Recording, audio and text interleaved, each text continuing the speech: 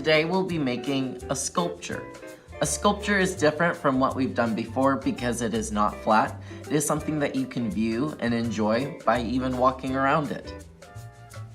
We're going to be using the word and vocabulary of texture. Raise your hand if you know what texture means. Okay, turn and talk to a partner. What do you think this sculpture might feel like? What is its texture? Texture is not always things that you can feel.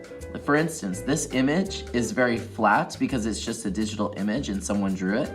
But the way we look at it and the way it makes us feel, it's almost kind of like hills. So it still has texture, even though it's something that we can't necessarily reach out and feel. Raise your hand. What are some other textures that you can think of? Today we'll be using something called clay. We're gonna be using air hardening clay, so it's not something that I have to put into an oven and cook. It's something that will dry overnight. So this is a project that we will only be doing for today because it will be dry by next time that I see you. Clay is a special kind of soil from the earth, which is created when rocks start to hit each other under the earth, and they start turning powdery, and then they get mixed with water and they saturate. So it's kind of like a very thick mud. When clay is cleaned and refined, it makes an exceptional material for pottery. Pottery is like bowls and dishes and things that we use. So today you'll need a few different things.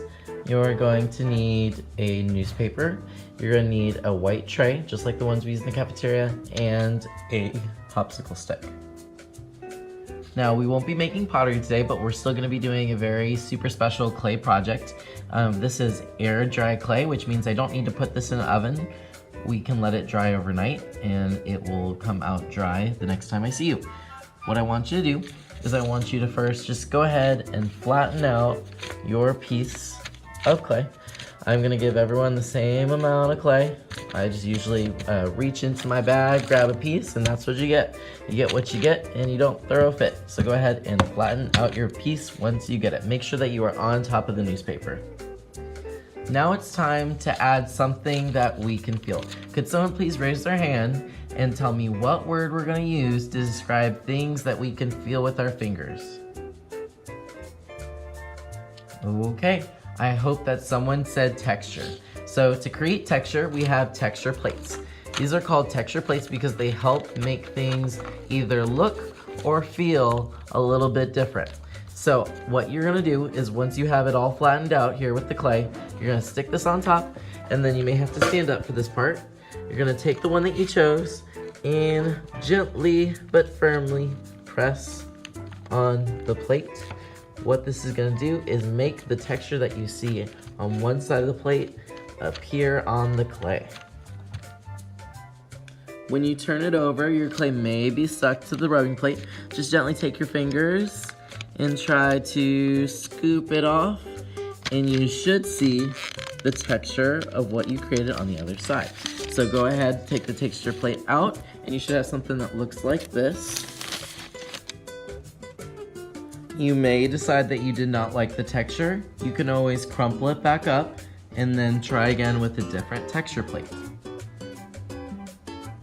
You may even decide that you want to do two textures at the same time. So I may have already done my texture here, but if I press again, then there'll be two different textures on my clay.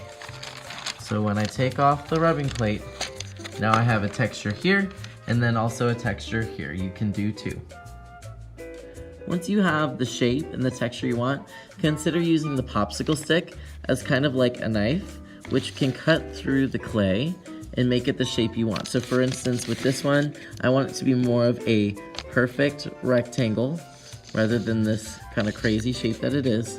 So I'm gonna use the popsicle stick to cut my edges, and then I might use the popsicle stick to flatten out some of my edges and make it look a little bit more neat. Before you are completely done, you need to flip it over, find one of these needles, and you need to write your initials. So my initials are J, B, because my first name starts with J, and my last name starts with B. And then you can flip it back over, and we are going to place our popsicle stick in the trash. Oop, I missed. Make sure it gets in the trash. And then give your extra clay to me so that we can use it for another class. And then take your tray to the back counter so that it can dry.